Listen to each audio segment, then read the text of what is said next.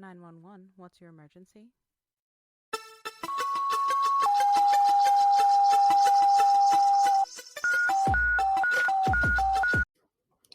The following content is graphic, emotional, and includes dark humor that may not be suitable for all listeners. Discretion is advised.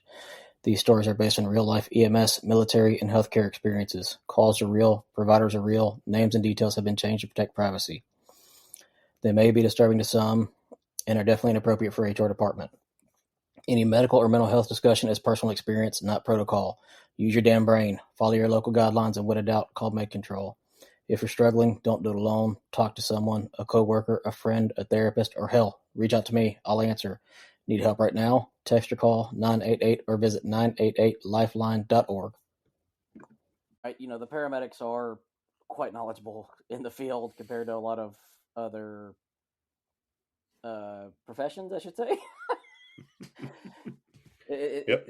And yeah, we do get in arguments with doctors a lot because, again, they know more about it in a controlled environment. We are in a shit show in the world. That's the easiest way to put it. When I deal with dyslexics, I had one kid who wanted to go and become a doctor, and I said that's just impossible. At the state university that I went to, the acceptance rate was under 3%. So I convinced him to go and get his get his paramedics. Yep. All right. Then after that, I had him go and get his his 4-year nursing degree. Sir, bachelor's. But he had to get the paramedic first, because then he had to go out and know what the hell he learned by doing. He did not learn in the classroom. And then I went and he got his nurse practitionership. And he said when he was done, it was a roundabout way. It took a decade, but he said he had a comfortable position. But he knew what he was doing. If he didn't do the paramedic first and go out and spend at least a year just on call, seeing just stuff, he wouldn't know what the heck to do. And that sounds about right. And I've worked offshore, and I work in industrial fire now. Mm-hmm. And it's interesting because I work with a bunch of firefighters now that are still with the municipal department, and even talk to them. They're like, look, the shit we run here ain't nothing compared to out there. One of the more interesting aspects, this was not a client, but a friend of a client. He was ADHD, attention deficit hyperactivity disorder. So how I like to describe the difference between dyslexia and ADHD is it's like a mild case.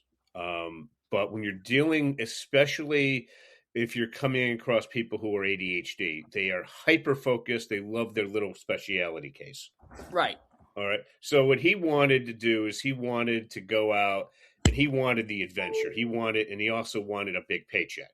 So I was like, okay, well, you're young. What I advise you to do is drop out of high school. He's like, excuse me? I'm like, he was going in, it was the summer between his sophomore and junior year of high school. I said, drop out, go to your local community college.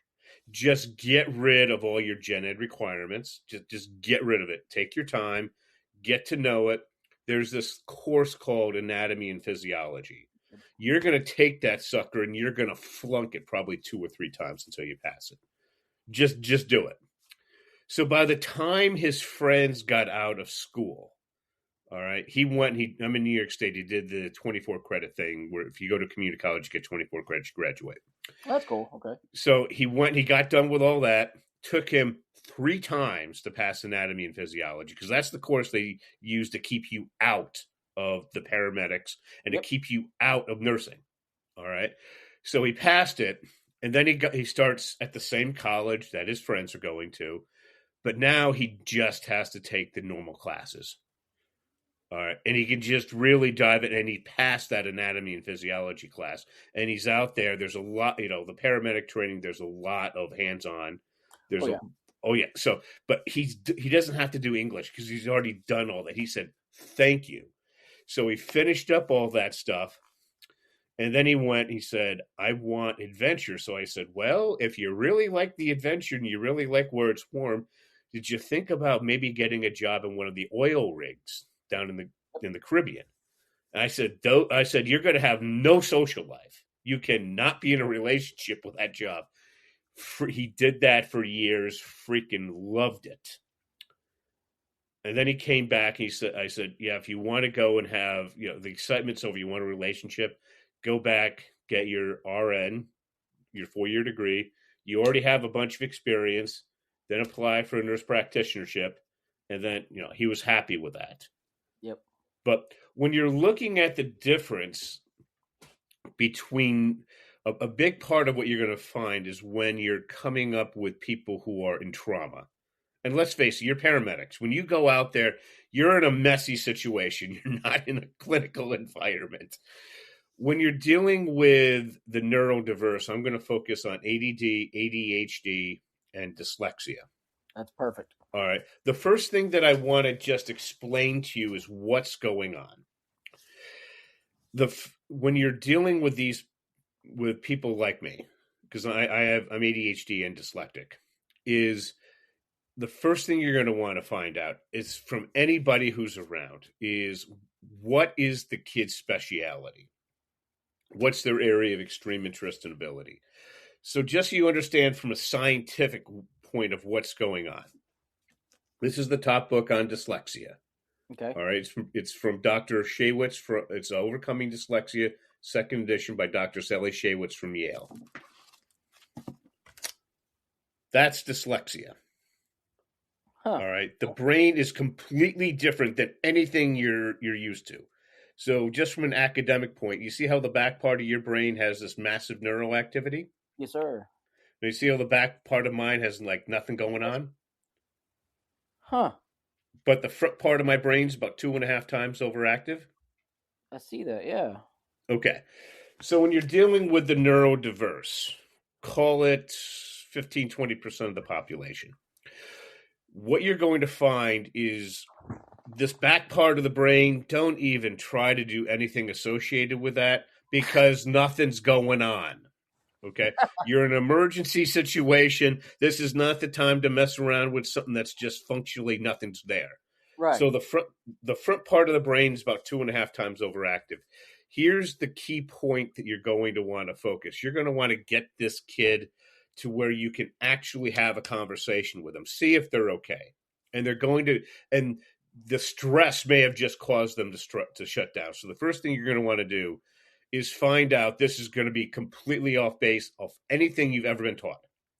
Find out what their speciality is. Find out what their area of extreme interest and ability is. All right. We love talking about that. Okay. All right. So I would just ask him, hey, I'm just going to call him, hey, Tony. Right. Snap your fingers. Hello. All right. Tony, you okay? And if you have a sense that they may be dyslexic or neurodiverse, simply ask, hey, Tony, just out of care, what do you like? What are you good at? What do you like? What do you like talking about? All right. And they will tell you, or somebody around them will let you know. Here's why that's important. Because if you ask a neurodiverse person about the front part of our brain for what we're really interested in, you ask them, in your speciality, your area of extreme interest and ability, key question, do you have ideas flying around your head at light speed, but with little to no organization?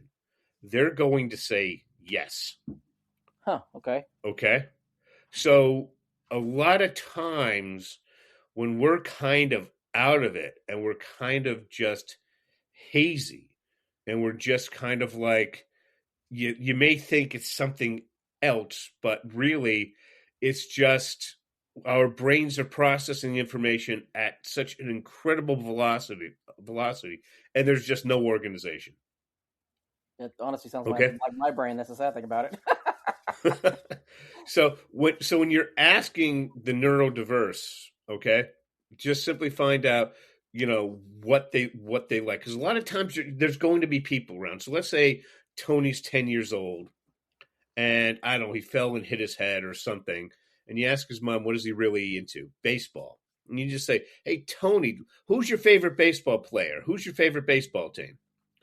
And if he's not responding to anything else, and if he responds to that, there's certain questions you go through to see if they're cognitively okay. Sure. If he can start then talking about his interest, then he's probably going, then you can make your judgment based on that. If you're talking about his interest and he's still going, then you know there's probably a deeper problem. Or if you run into this situation, this is especially with boys. I would especially call it late elementary and middle school, in that range. Okay. They've been bullied horribly. Maybe they've been beat up and they've been told they're retarded one too many times. And they're completely and utterly shut down. And a lot of times what I would see, it's paramedics would show up, and I've been actually around when this has happened on a few occasions, and people know I'm a dyslexia researcher, and they'd call me over, and they're thinking about taking the kid to the mental emergency room because they were beat up. The physical marks don't look that bad, but they're just nothing responding at all mentally. And I would sit down with the kid, ask him, how are you feeling? What's going on? I'd go through the specialty thing, nothing. And then I would say, were you called stupid one too many times? How were they tormenting you? All right. I would ask them about what language they were using and just tell them, listen, these are mean bullies. This is not you. They're the ones who are acting horribly, not you. And I would just ask them a few times, what did they say? Because I'm just trying to get them to talk. Right. And then there was one time when they were about to take the kid to the mental emergency room when he just started talking and crying when I asked him, what did they say that was so mean? And then the kids just started crying. They started talking. I just got the kid to talk. Right. And then I left it up to the people in the ambulance about what to do. They ended up not taking him to the mental emergency room. They took him to the ER for a standard, everything, and they had him talk to a lesser trained person than a full-blown emergency mental exam. And what they were told later is taking kids like this to the mental emergency room when it's not needed can be a problem. But if you can't get them to talk, then they have to, because you just don't know. You don't know if there's some. I mean, it gets very serious sometimes. Right. So the ones that I just keep coming up with again and again over the past 25 years for me doing this is you have these dyslexic kids who are just numb and they won't say anything. So you go into that speciality and you talk to them about that. Just get them to talk. And the second one is especially when there have been fights and they've been beat up and they just won't say anything. The speciality thing doesn't work. And then when you do that, what you really want to concentrate on is what did they say that made you so upset? Makes sense. Were they using what words were? Ask people around what words they were using. This word does not apply to you. The kid's a bully. He's being there. They will be punished badly. Okay. And just let them know. And then you're just trying to get them to talk so you can do your assessment. Right. And those are the ones that I keep seeing over and over again in the kids. Now, when you're dealing with adults, it can be more of a much subtler, because typically what adults have found who are neurodiverse, and by adults, I'm not talking about 18. I'm going to talk about, let's call it real adults, 25 plus. Okay. Frontal lobe completely developed and all that. Yes. Okay. And they've been out of school, or they're a grad student, and they're, a real grown up. So what I've noticed about that is the shame is much less. So when you're dealing with a neurodiverse person, I would still start off with find out what their speciality is, what they like. What I would do if there's nobody around, just look around, just see if they have a book that they're reading. Look around and see if there's anything that indicates what they're into. Okay, like if you see like somebody's a Mets fan because it's literally on their keychain. Right. Just ask them about, if you think they might be neurodiverse, tell me about the Mets. What do you like about them? It's just something else to add to your repertoire of just to get these people to start talking. Makes sense. Okay. All right. But what happens on a few occasions that I've just noticed throughout, my experience is I had a extreme concussion. All right. And I was out of it. And people kept trying, just, my background with this. This was about 16 years ago during the Great Recession. I had to have a menial job to keep the lights on for what I was doing. I was told to use a ladder that they knew was broken. And I walked up and I fell back, hit the back of my head. I was under the care of an associate professor of medicine at a major medical teaching hospital for 4 years. Okay. The basic stuff, simple things that you guys do every day, I'm never getting that back. My higher order thinking was still intact, but that basic stuff is gone. So they kept trying to ask me questions, and I just couldn't respond. It wasn't until I was in the hospital and they had an attending come over who started asking me things that I was into, and then they slowly pulled it out from me. And that was, as I said, I was under their care for 4 years. That's how bad this was. So but finally asking what I was into allowed me to start finally beginning to talk. Because they thought, they thought they were really worried because I was just not responding to anything. And that's just from a personal experience. That's how important I found these techniques. Now, how did the attending know? Well, the attending was in their 60s and they've seen everything so many times. That's just one of the things they picked up over time. I gotcha. So just so everyone knows, we were talking before I hit record. Your name is Russell. If you wouldn't mind going into your background for everybody who's listening, tell us a little about yourself and what the work you do is. So my story of how I got into this, because this is the last thing in my life I was ever supposed to do. It started in the late 90s when I had this insane idea that I wanted to find out how laws were created, not some class I wanted to know. So I went and I signed up for the New York State Assembly internship program, and I was accepted. People asked me, what's weird about that? Well, I showed up. I said, here's my neuropsychological evaluation. I have a first grade reading and writing ability. And they freaked. Because back then you'd have the elected official. You'd have the chief of staff, who's probably an intern a year or two before than the intern.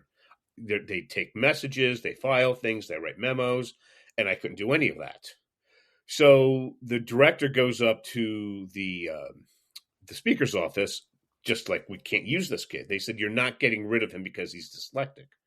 So they got a committee together, and they did this really, really, really strange thing. They pulled me out of the legislative office building, brought me over to the Capitol, and put me in the Majority Leaders Program and Counsel's office. And I walked in, I immediately knew why they did it. There are 3 administrative assistants who could help with my horrific writing. But they had no idea what to do with an undergrad, so they treated me like a grad student.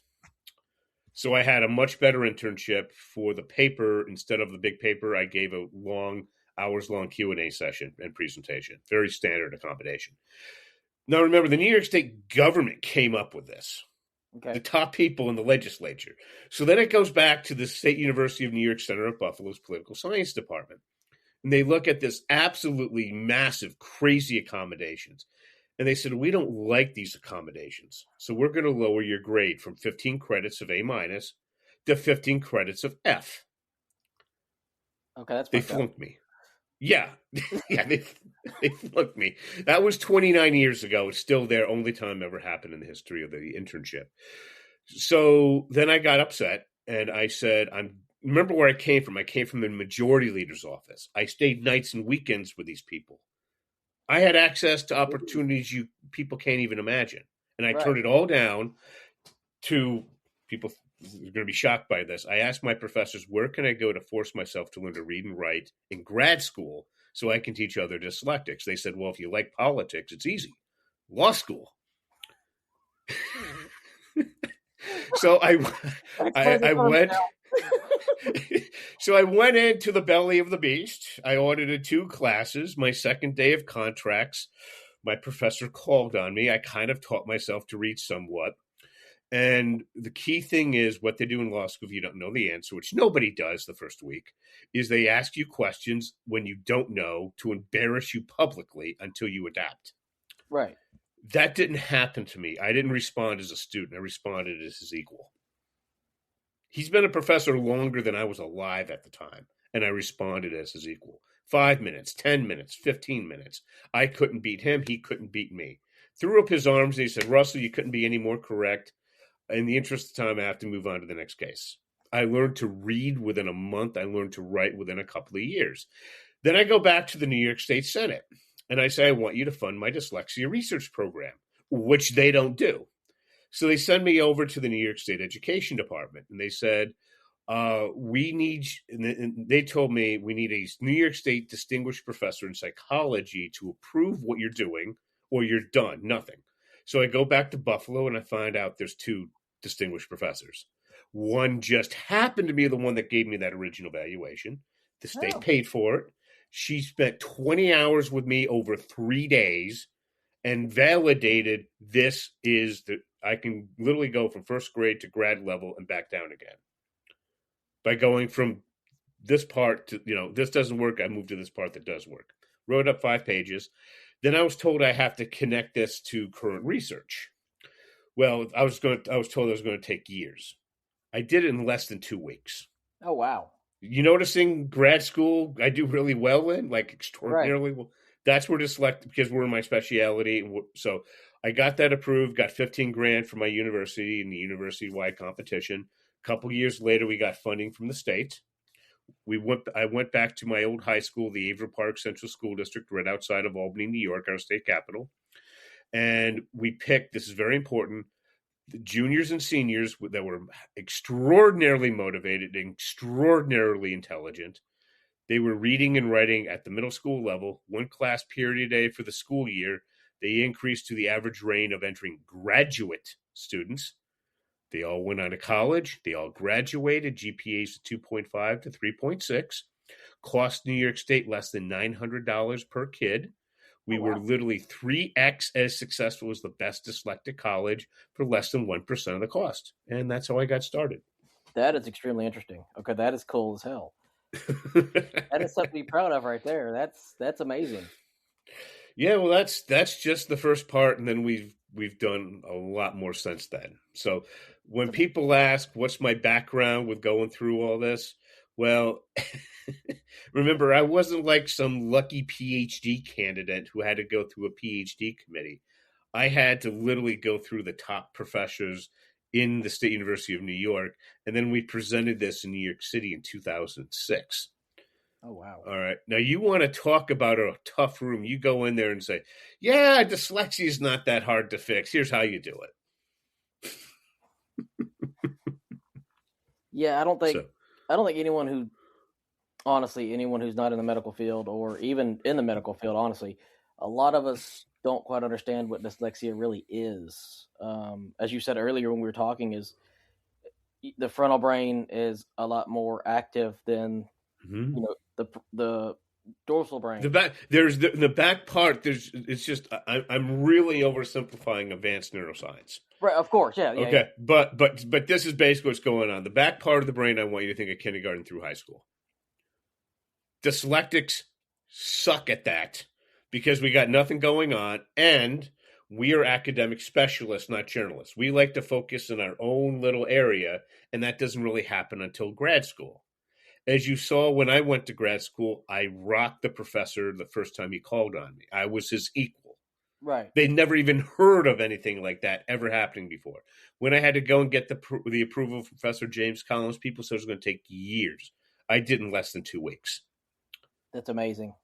Okay. Well, that's the advantage of that massive overactivity. So when I'm dealing with typically with dyslexic kids, what we do is we find their speciality and we focus on that. And just, how crazy this can get. This is my most successful case. I never saw anything like this before, Casey. I will never see anything like this again. But just so you know how powerful this is, I met Casey at the end of 5th grade. She was 10 years old. She turned 11 over the summertime. She was reading and writing at the 2nd grade level. I always do writing first because if you can write it, you can read it. But Casey wanted to do reading first. And she was interested in Theodore Roosevelt, so I assigned her this little book, The Rise of Theodore Roosevelt. All 900 pages of it. This is for 10th grade to first year college level. I gave her a simple process. Casey went up to her room, shut the door for 3 hours a night for 6 months, most of the days during the summertime. At the end of that, you could flip to this random page, point to that word, and she would tell you the dictionary definition verbatim. She jumped 8 grade levels in 6 months. I worked with her for 15 minutes a week. Damn, you're doing miracles with this. That's amazing. Oh no, that's all Casey. But when people say, well, we can't get these kids to read, I'm like, well, a 10-year-old figured it out. Most of my kids will not do that in 6 months. They will take 1 to 3 years to do that. Right. Normally around 2. But to jump 8 grade levels in 6 months, that's astronomical. On her, and I worked with her for 15 minutes a week, and half our time we were talking about her when she was going into cheerleading, and she wanted to know. So I told her that stuff, and she asked a couple of questions, and occasionally she would text me saying, I'm stuck here, and I'd tell her what the answer is, and she'd go. And one of the funnier things was I told my students I'm not available certain days because I'm literally at the racetrack for thoroughbreds, Saratoga. Oh, wow. And she texted me, and I said, okay, I went to a corner, and she said, it's loud there. I said, yes, it's at the track. What's the question? And she asked, I said, yeah, I see where you're stuck. Here's where it is. Then she went back, and she just kept working at it. Her mom had no idea. 0 idea. Finally, the school called her up because she was in a silent reading class, and she's with this big book, and the kids went in and just took her book. They couldn't get past the first paragraph, and they called her mom thinking she had a huge reading problem. And I said, her mom called me. I said, what do you think she's been doing in her room all this time? We worked another couple of years. She was ready for college at the end of 8th grade. So, I mean, that just gives you an example of how, again, that is a one-off edge case. But that just shows you how powerful that overactive front part of the brain is. Right. That's actually. Sorry, I had a text come in that I had to read for a second. That's amazing and interesting too, because that was actually following my next question. Is how common is this in reality to have dyslexia or the neurodivergence? Okay, in general, what you're going to find is dyslexia is like just the most severe case. Dyslexia, dyscalculia, that's when you can't do math. Call it 5 to 10% of the population. Okay, if you're going to add ADD, ADHD, you're pushing 15, maybe 20%. The numbers aren't. Unfortunately, the numbers aren't that great in the field. I see them all over the place, but I'm more on the conservative side of probably maxing out probably around 15% with everything. Gotcha. I didn't know that math thing was a thing. I thought that was just something people made up. It's called dyscalculia. And I had one kid who I dealt with dyslexics who literally would go to MIT and they thought that that calculus was a joke. I've also dealt ones where 2 + 2 they thought was 7. And my response was, and this really angers educators, but I said the only time, and just my background, I flunked Calc 1 and Calc 2 7 times because I wanted to be an aerospace engineer like my uncle. I was real good in math through high school. I just couldn't do it in college. So after college, the only time I use this math is when I'm teaching other kids how to do math. I never use it. I mean, what I told the parents was we solved the reading, we solved the writing, and I said when you're dealing with math, we've invented this thing called calculators. They're on our phones. They're everywhere. So I literally, I said, okay, I literally had the parents. I said, we're doing World War III where they're going to college. I literally went to a university professor, and I said, you're going to pay big time for this evaluation. I'm going to save you a corp. You're going to pay big time for this. Associate professor in psychology at a major state university did the evaluation. And I had to be very careful. I said, should this kid be required to take the math class? I said, I don't want to influence you. This is your choice. The professor said no and wrote it up. Then we went back to the university. I said, we went to your top expert. They said no. Now, do we have to go to federal court to enforce this? And they backed down. When they found out, I had the parents travel to big state like University of Ohio, University of, Penn State, University of Florida, Gainesville, the top flagship campus. We got one of their real professors to do the evaluation. I gotcha. Key thing, why? Because it's a state employee at the big campus, and they got the reputation, and we didn't ask for anything. They gave their opinion, and that opinion, because it's a professor at the big state university, the judge is just going to go with that. Right. Because you went up the middle. Okay. So that's how important these evaluations can be. Something. Oh, that might also help if you think the person's neurodiverse. Ask if they have any of their documentation with you. That could help out tremendously if you're trying to figure out what's going on. Some people like me actually carry it around with me. Oh, wow. Okay. It'll give you something. Maybe you can explain that, just to get them to talk. Because I've seen. When you said y'all carry it around with you, do you carry like a little card, or is it a? Oh, it's a 5-page. It's a 5-page report. Oh, okay. You have the whole report with you. I got you. I wasn't sure. I was trying to make sure to clarify on that. I'm like, hold on a minute. Hey, it worked. Well, for me, it helped out. I actually, I got pulled over for a minor traffic infraction. And it was dyslexia that got in the way. So then I pulled out the documentation and I gave it to the officer. So the officer called up because the dispatcher had a kid who was dyslexic. They said, yeah, okay, tell me the test. Yep, that's for real. Yep, no, tell me the scores. Guy's like, wow, okay, now who wrote this? Whoa, okay. Actually looked up Dr. Halitch, who did the evaluation. He said, this guy is the worst thing I've ever even heard of.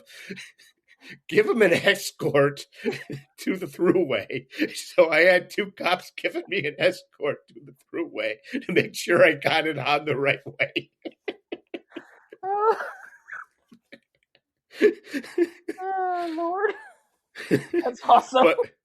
But the dispatcher was like, yeah, that's way worse than my kid. They said, well, your kid has it bad. They're like, no, not like this. This is real. And the officer there said, how do I know that this isn't some, blah, blah. So I looked up the professor. It's a distinguished professor. It's a State University of New York distinguished professor in psychology. She's huge in the field. No, this is real. Right. Okay. And then they decided to give me the escort instead of a ticket. That's awesome. Yeah, you have to know, and this is a key thing, though. You can't BS this, all right? Because if people want to know, I'm not just dyslexic, I'm not just ADHD. There's a bunch of other nonsense that I'm dealing with here. It is literally the most severe case people have said they've ever seen. And I had to correct how I drove after that. I mean, literally when I drive now, it drives people nuts because I drive worse than a little old lady. I drive way too slow to drive Miss Daisy. All right. Yeah, but it avoids so many accidents. But I just have to be very like the other day, I was just coming out of my bank and I'm going really slow, and somebody starts to back up, and I'm just on the horn until I make a right turn. All right, because everybody just, it's just this. So it's just something, and that's also with the effect of concussions, and you see this left eye, I got to get fixed. Right. So I just have to be really, really careful. But when you're dealing again with the neurodiverse, our brains are just the complete opposite of yours, completely. And it's we can be quite frustrating to deal with each other because every time I'm in a situation, I'm just trying, people will ask me. I remember I had this one professor. He required us to write everything down in class, in front of him, with a paper and pencil. Okay. And as a dyslexic, I always type. I want you to think about it. The letter W, hitting a key or trying to write a W takes up all your cognitive load, and then I would turn in something that would be embarrassing for a first grader. And I'm serious about that. Right. And the spelling, the grammar, and finally, I had enough. I was in tears. We're in the disability office. The director's out. The woman who actually ran the place, who was much better, was sitting down, and we're screaming at each other. All right. Finally, it got past the chairman level and went up to the dean, and the dean just said, "We're going to remove you from this class. We're going to have you repeat it the next semester under a different professor." I walk in with him. I say, "I need to turn things into you that are all written out." He's like, "Well, how do I know you wrote it?" I said, "Yeah, talk to the people in the Writing Assistance Center." He did. He said, "Okay." They said they're going to start charging you rent for all the time I'm there. So I turned it in. He checked out. They said he was here 21 times for this paper alone. They said so he accepted it. I never had a problem after that. He even allowed me, instead of doing written essays in class, where I have to type it, I would take my tests in the disability office. He would want me, instead of me typing them out in class, in the disability office, he allowed me to do extra papers and just turn them in. It worked out great. None of the other students want anything to do with it. Right. That was a standard thing. The professors would say, to make sure it's fair, "Here's the accommodation I'm giving the dyslexic. Anybody else want this?" And nobody ever would. Makes sense. I mean, so here's a question that popped in my head when you were talking about that. In the field of, like you were saying earlier, dyslexics and ADHD, ADD, they all have their specialties. As we were talking about earlier, a lot of paramedics, a lot of cops, a lot of firefighters, that is our specialties. And it makes me wonder if a lot of us are just undiagnosed. I mean, I've been diagnosed as ADHD before anyway. I just never took meds. So I'm like a squirrel on crack. But so let me go. Do you want me to give you I developed a series of up to 3 questions. Okay. And the idea was to diagnose to diagnose things for treatment purposes, so that you don't have to spend $5,000 on a neuropsych exam. Would you mind me using you as a guinea pig? Go ahead. I actually appreciate it. Okay. So what is your speciality? What's your area of extreme interest and ability? Mechanical. So when you're thinking about mechanical things, do you have ideas now or ever in the past where you have ideas flying around your head at light speed, but with little to no organization? That's constant. Okay. So what that tells me is you're ADD, ADHD, or mild dyslexia, at least. Okay, one of those 3. Now for the next one. Now, if you're thinking about writing about mechanical stuff, fingers, keyboard. The idea is in your head. You take your fingers, put them on the keyboard. Does the idea ever then fly out of your head, leaving you with an empty brain? Is that you or not really? It goes out there and it stays in the brain at the same time. Okay, but here's the key question. The idea is in your head. Your fingers hit the keyboard. When your fingers hit the keyboard, does the idea then fly out of your head, leaving you with an empty brain? No. Okay. So what that tells me is you're not severely dyslexic. And the third question doesn't matter. So you're ADD, ADHD, or mildly dyslexic. That's what it tells me. And you already said you find out now with ADHD. So do you remember going through school when you were in, especially probably when you were in college or wherever you got your paramedic training, when you were in something you really cared about, you were not only focused, you were laser focused, much better than your classmates, and you were just completely absorbed. Sound familiar? Yeah. Okay. Yeah. When we stepped way outside of that, they could hardly ever get you to do anything. Sound familiar? Oh yeah. Okay. So so that's ADHD. So when you know all about this stuff. All right. So you would just try to find out what their speciality is and talk to them about it just to get them to talk. Right. That's the main thing, because if you can't get somebody to talk and they're just like, because I see that a lot when sometimes I'm called in when these situations. What do you have to do then? They're just sitting there. They're just non-communicative at all. You have to bring them in, right? You have to. Yeah, you have to. Yes. And because a paramedic brings them in as non-communicative, especially if they think there's a head injury, then they're probably going to be going through all of this extra stuff, where if you got them to talk and they were cognizant, they would probably avoid a lot of stuff once they're brought into the emergency room. Yeah. Yeah. So the whole point of what I'm just trying to get for this episode is, how do we, if you think they might be neurodiverse, how do we get them to talk? Look around again. Look at their keychain. Look for anything else personal that says what might they be interested in, and just try to get them to start talking about it. All right. Yeah. But a lot of times what works for neurodiverse eventually finds its way into the general education classroom. Right. Give you a little hint. Any normal kid, you find out what they're interested in, they're going to talk more about it. It's just with your ADHD, it's 10 times greater, 100 times greater.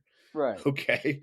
So this also works for normal people as well. But especially if you're ADHD, what are you interested? Just get them to talk, because just so your colleagues know, what's the difference of you bring somebody in and they can recognize the day, they know who the president is, they can communicate basically, and the ones that are just, what's the what happens to them when they go into the ER? What's the difference? They're treated completely differently. They have a bunch more tests run and could be unnecessarily ran. Yes.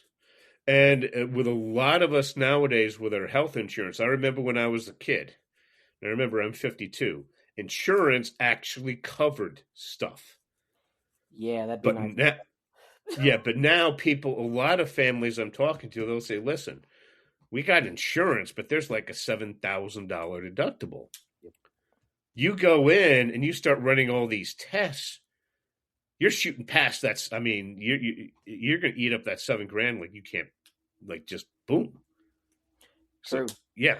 So the other thing is just to save everybody all this time and from running all these tests that aren't needed, so you can actually get them to talk.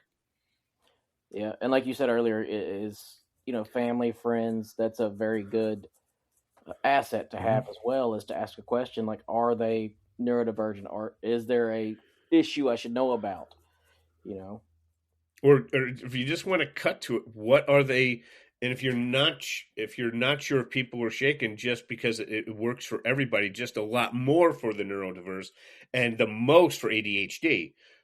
What are they interested in? Talk to them about what that is. Like if you see a book on Theodore Roosevelt. So I see you had a book on Theodore Roosevelt. What do you like about it?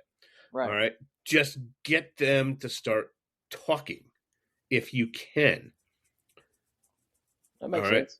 Because a lot of times these kids are shut down, but especially if you get called in and you're dealing with a dyslexic who's been bullied and beat up, and you get a couple of 10, 12-year-old kids and they throw a few punches, it's not like two grown men in a bar throwing Right. punches where one can really cause Understand. damage. But, just trying to get them. I was, as I said, I've been involved in some of these things. I've been consulted on some of these. We can't get the kid to talk. And then I would just ask, what did they say? What are the nasty words they told you? That's not you. Just how did that make you feel? And sometimes when I did that, I just got them to open up. They started crying and talking, but then I turned them over to the medical person, but they're talking. And the medical person got them they could understand, okay, the kid's coherent. Right. That's the main thing. The ones that I've heard about that I was not involved in, they would bring the kid in. One time they ran him through all this neurological stuff. The kid ended up in literally the mental emergency room, like these shut door things. Yes, sir. Until they finally got the kid, and that scared the hell out of the kid. What happened? The kid was beat up by a much bigger bully. And then they had these medical bills of, you can't believe what it was. The parents actually sued the kid's family because they had money. All right. I can tell you when they got done, they had a heck of a lot less. Oh, right. Yeah, I'm sure. But yeah. So, they actually took it to trial because they really want. Not only did the jury come back with an award, but in that state, for egregious thing, they could do punitive damages. And then they came up with a big number that way. And they finally came up with, they settled after that for little less on the punitive damages, but it paid because the medical bills were, I don't know, just tens of thousands of dollars because of this. Wow. Yeah. Here's something that I'm kind of curious on too: is in the neurodivergent world, are rewards, I would say, something different, or pattern recognition for like rewards for school. If a kid is given a sticker or something, does that make it? Oh, that doesn't work. So what I do with that is I'm truly evil. I ask the kids to come up with 10 likes and 10 dislikes because I literally show them how to go from randomly placed misspelled words to writing a grammarly okay, spelling correct 3-reason sentence. For the thing that they dislike the most, if they don't do the work, what I tell the parents is have the kids force them to do what they don't like to do. Right. Like one of my kids, he hated cleaning the rabbit cages. His name is Reed. He's in a book I'm writing that says, if you can write, you can read. That's the title. Coming out in a few months. So what would happen is I said, Reed, please don't do your work because this is what's going to happen. Your mom's going to take you out and force you to clean the rabbit cages that you really don't like doing. And she's going to videotape it, and I'm going to be laughing like crazy. And 10 years from now, we're going to play it again. We're going to laugh like crazy. And you're going to be like, that's not funny. It is to us. So please don't do your work. He started doing his work. Another one, his name is August. He's 9, and he hates folding clothes. So if he won't do his work, his mom has him fold clothes. Yeah. Fixes it real quick. Now, that's if they won't do the work. Now, if you don't give them a sticker if they do things nice. That's right. Not how these kids work. What you do is you go up to them and you say, you find out, I tell parents, what is something that's really important to them that doesn't cost you a lot of money, but is really important to them. And it always comes down, virtually always, to come down to where they have a certain best friend or 2 best friends, and they like going to a certain ice cream shop, or they like doing this certain activity. So if you really did something special, then you have them do that. Like I had one kid, his name was John. You'll find a lot with neurodiverse kids, we have fewer friends, but they're much deeper connections. And he liked going for ice cream with Jeff. This one place where they had really amazing homemade ice cream. All right. And I said, do you know what happened? There are consequences for what you did. He's like, what did I do? I said, well, you've been doing extremely well. So I said, actions have consequences. So you're going with your best friend for ice cream. Oh, He's like, really? I said, yeah. I said, actions have consequences. It's not always bad. So he went and he really dove in. But he learned not to ask for it. right. He knew that somehow his parents trained him at a young age. He knew not to ask. And the mom would come to me and say, and I would say, we're not going to make this a regular thing, but when he did something extraordinary, we go ahead and do that. And then he would act like a kid again. And we would have him go do what he didn't like to do, which for him was cleaning the cat pan. And his mom wouldn't clean the cat pan for a couple of days to make sure it was extra reeky. Oh. And it said, go. Yeah, that fixes things really fast. Yeah, cat shit normally does. No, but like, what was it when you were a kid? What did you really hate doing? What was your chore that you hated when you were a kid? I don't know. I was the weirdo that actually enjoyed doing the stuff my parents told me to do. Like, I didn't have anything inside. My stuff was always outside. I had to mow the yard or pick up sticks or. There had to be something you didn't like doing. I'm trying to think what it was. I'd probably say folding the clothes because I still hate that to this day. I mean, I help the wife with it, but I'm doing it. Okay. Imagine your parents dumping 2 weeks worth of laundry and saying, go fold this. Right. The kids tell me that I am truly evil. When I had that done, like one of the kids I had brought the kid all the way through, brought their writing up to the graduate level, all right, from literally the first grade level. And she said, what you did was still so evil. I said, well, yeah, did it work? She's like, yeah, it worked, but it's still evil. And I said, yeah, and you will never think it's funny, but your mom does. Yeah, very true.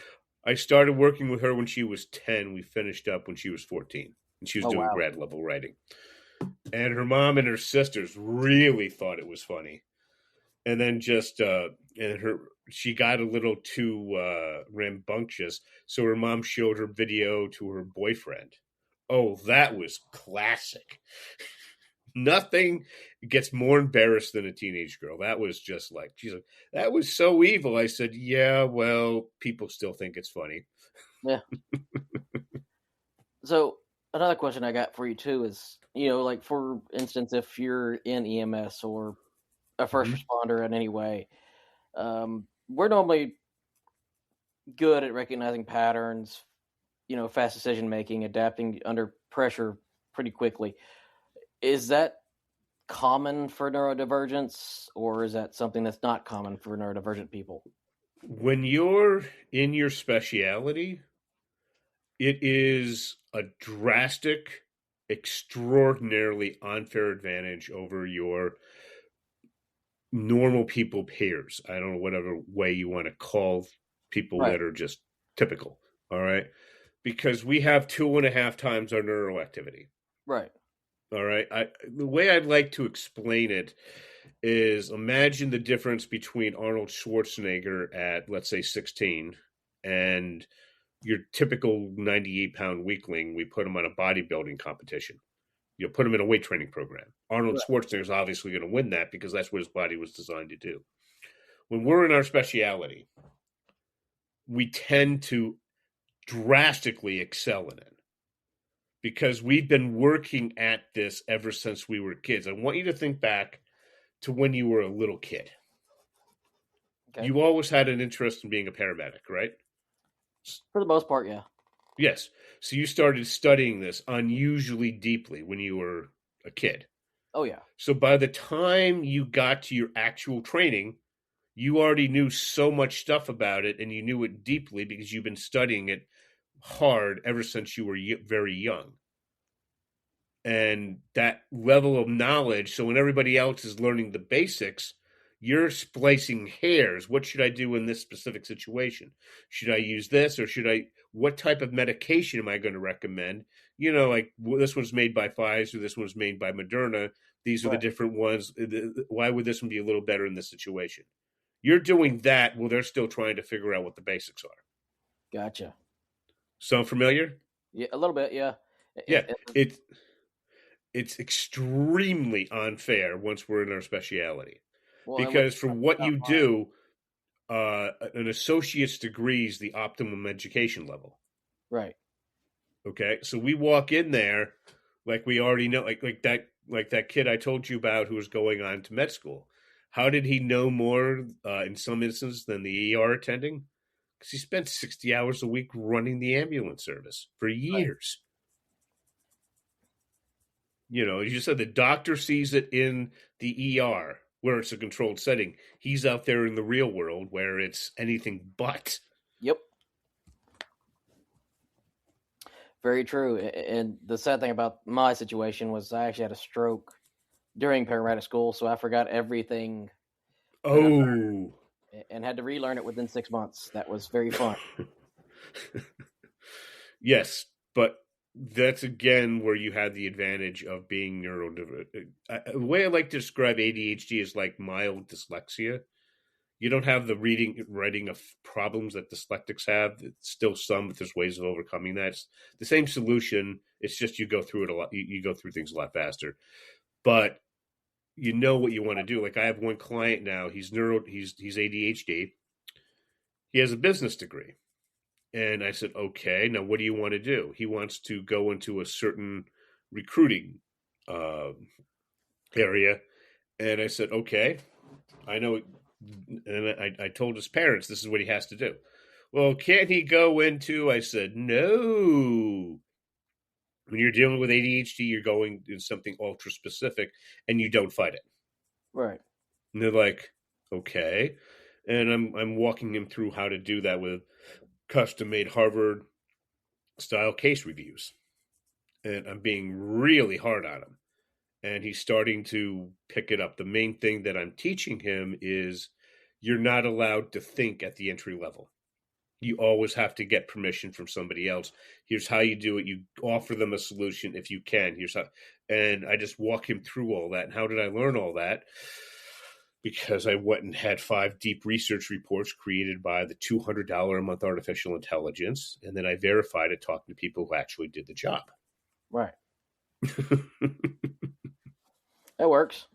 Yeah. So, but we have to focus on our specialty. So if you're an EMT or a paramedic, what I'd recommend if you're an EMT, take the extra training, become the paramedic. Really know your stuff.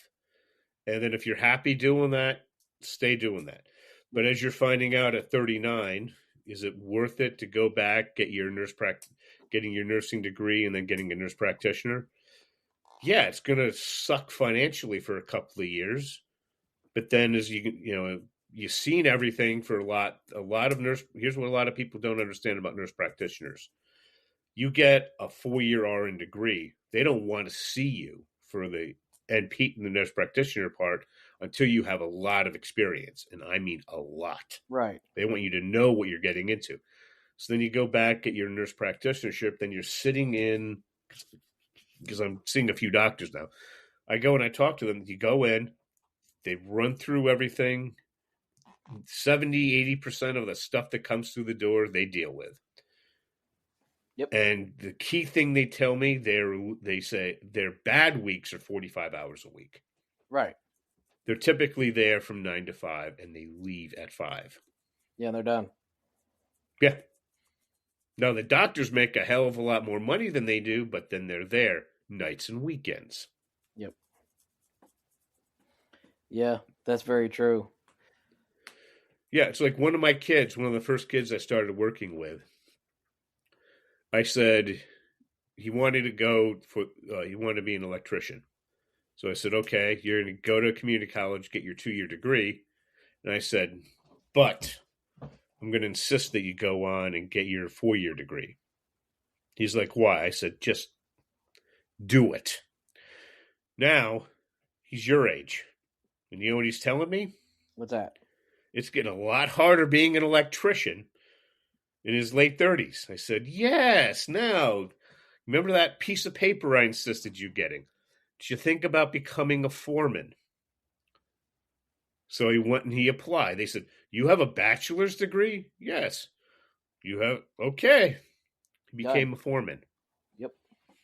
He said, this is so much easier. He's walking around with his clipboard. He's pointing things out. He said, I'm not coming home just wasted at night. He said, there's one thing about doing that at 23. It's different when you're 38. Oh, yeah, 100%. I said, I'm 52. Wait till you're my age. He's like, I don't want to even think, because he sees the older guys doing it. They do it, but they're just like, this is hard. And they do try to retire early. Oh, yeah. I would imagine. Electrician couldn't be easy on the joints. Or the plumbers. They got to go into one plumber kid I worked with. He started his own plumbing company. This guy's remodeling the house. They can't figure out where a leak is. I mean, this home's going to sell for over $1 million. This is pre-pandemic. He goes in, hits the pipe, finds out where the problem is, fixes it in about, 10, 20 minutes, gives him a $5,000 bill. Yep. The guy wanted itemized. He's like, to actually fix the problem, $100. Knowing how to fix it, $4,900. Yeah. The guy paid it because he had all these other plumbers that come in that couldn't figure it out. And that's the funny part about it is, we all have, like you said, our specialties. We all have our abilities, and we, as a human race, we're always hesitant to get compensated for that. And it's kind of sad, but interesting at the same time, because the ones that are able to do tremendously well, and then there's the rest of us that are struggling to do it. Yeah, and so what you want to do, and nowadays with all this, because I'll tell you, AI was made for dyslexics. Oh yeah. Okay, I literally now train people on how to do I don't use agents that much. I keep a tight rein over things, but I belong to the 3 major labs, and I show kids how to go and use AI to produce really well created, polished documents that are ready to hand out. Yeah. And it's just a huge advantage being dyslexic. So I use a book called The Craft of Research. It came out in 1995 from the University of Chicago to teach their students how to do doctoral dissertations. And I literally walk students through that process, and they finish up while they're in high school. Yeah. If you know how to do that, you can do AI really well, even if you know nothing about AI. That's cool. So I appreciate everything today, Russell. So if anyone wants to find out more about you or the services you offer, how would someone find out about it? Best thing to do is just go to dyslexiaclasses.com. It's with an S, dyslexiaclasses.com, plural. Click on the download the free, there's a button there that says download free guide, answer 3 questions, and just set up a time to speak with me. It's a half an hour, doesn't cost you anything. That's perfect. And I greatly appreciate your specialty on that, and everything you're doing, man. It's amazing. I really appreciate it. Thanks for having me. Thank you. Let me go ahead and hit stop. If you think it's too heavy to say it anyway. It beats a eulogy. You don't have to apologize for surviving however you can. You're not the reason things are heavy. You're the reason they're still moving.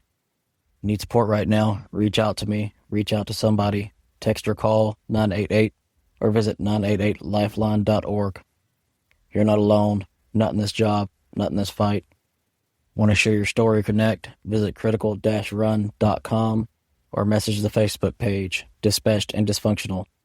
We're building this for you, for them, for all of us.